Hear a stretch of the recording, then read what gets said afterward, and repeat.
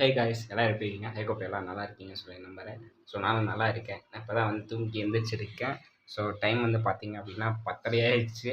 So இன்றைக்கி leave அப்படிங்கிறனால நல்லா தூங்கி நல்லா எந்திரிச்சாச்சு. ஸோ இப்போ வந்து பார்த்தீங்க அப்படின்னா நவரத்ன ஆயில் வாங்கிட்டு வந்து தலைக்கு நல்லா மசாஜ் பண்ணிட்டு தலைக்கு தண்ணி வாட்டு கோயிலுக்கு போகிறோம். அதுதான் பிளான். ஸோ நீங்களும் வந்து என் கூட சேர்ந்து கோயிலுக்கு வர போகிறீங்க.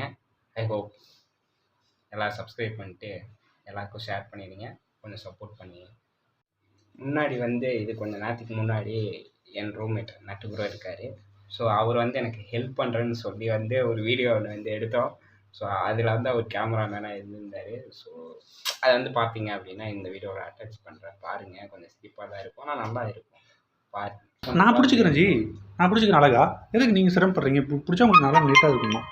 இதெல்லாம் காட்டாதையா வராதியா ரெக்கார்ட் ஆன் பண்ணல.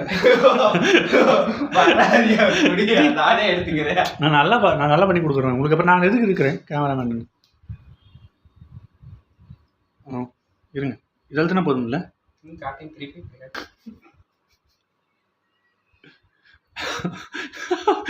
பேசி தொலைங்குது.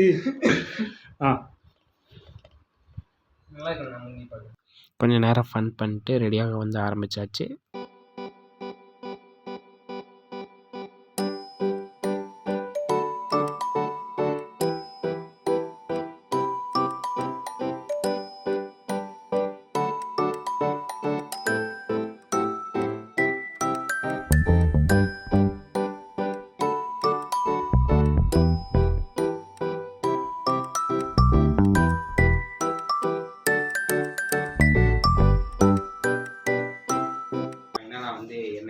தேய்ச்சாச்சு.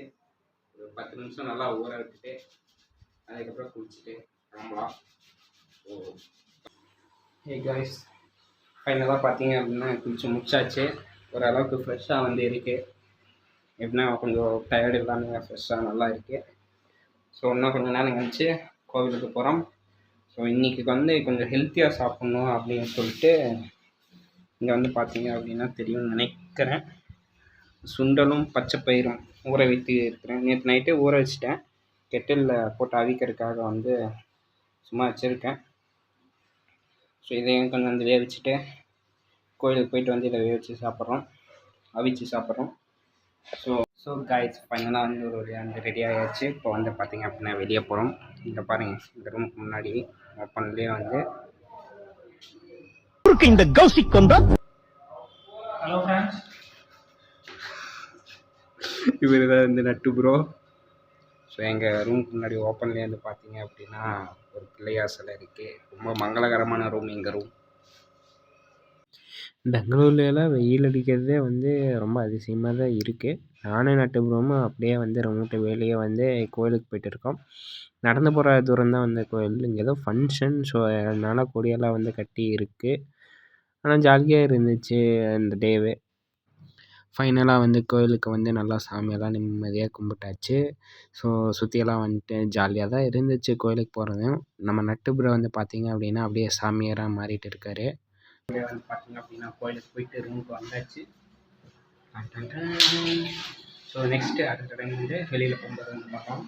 Tata bye bye, see you. Subscribe பண்ணி ஷேர் பண்ணிடுங்க, லைக் பண்ணுங்கள். டாடா.